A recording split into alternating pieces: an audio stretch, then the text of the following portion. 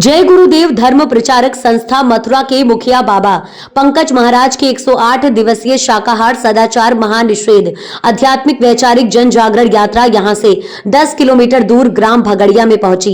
यात्रा का भव्य स्वागत किया गया। सत्संग भ्रमण के 107वें दिन अपने सत्संग में संस्था प्रमुख ने कहा कि देवी देवता मानव तन पाने के लिए तरसते हैं। आत्मा का कल्याण मानव शरीर से ही संभव है।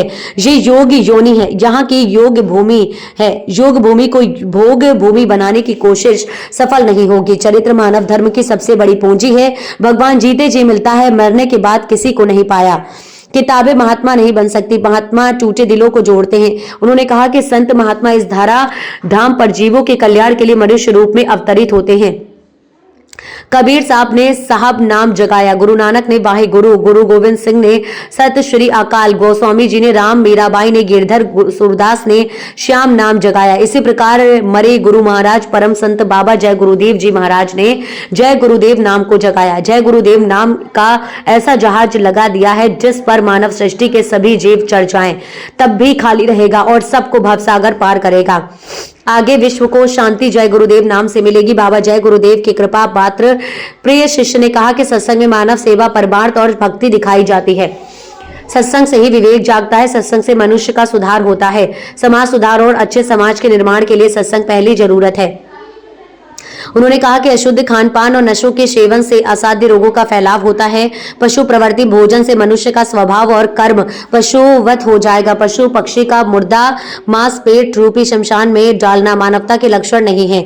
राम राज्य लाना है तो सभी लोग जोर शोरों से शाकाहार और नशा मुक्त का प्रचार करें। दुनिया को तकलीफें भगवान के भजन से जाएंगी। उन्होंने 8 से 12 दिसंबर तक मथुरा के वार्षिक भंडारे में भाग लेने का निमंत्रण दिया। इस अवसर पर तमाम लोग मौजूद रहे। संवाददाता सुनील कुमार गुप्ता की रिपोर्ट। मुसलमान, सिख या ईसाई लोग खाक की मिट्टी कब्र में डाल देते। जो मेरे लिए खाक की मिट्टी है वह मेरे लिए तो है। हर मामूली कष्ट नहीं होता। मौत के समय में घर घोर पीड़ा होती है। जन्मत मरत दूसरे दुख हुई। सहजो भाई ने बयान किया है कि सहजो मौत आइया अब मेरा मिलिया तोड़ो और हिया झरे छाती पटे उठे पीर गलपुर।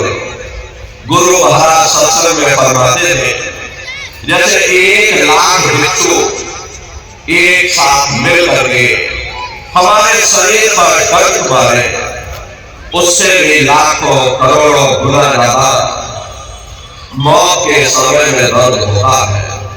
जब मृत्यु आती है तो किस तरह से प्राण निकलते हैं, प्राणों के निकलने की क्या प्रक्रिया होती है, या यूं कहो कि मौत कैसे आती है, तो जरा संक्षेप में आप समझ लीजिए।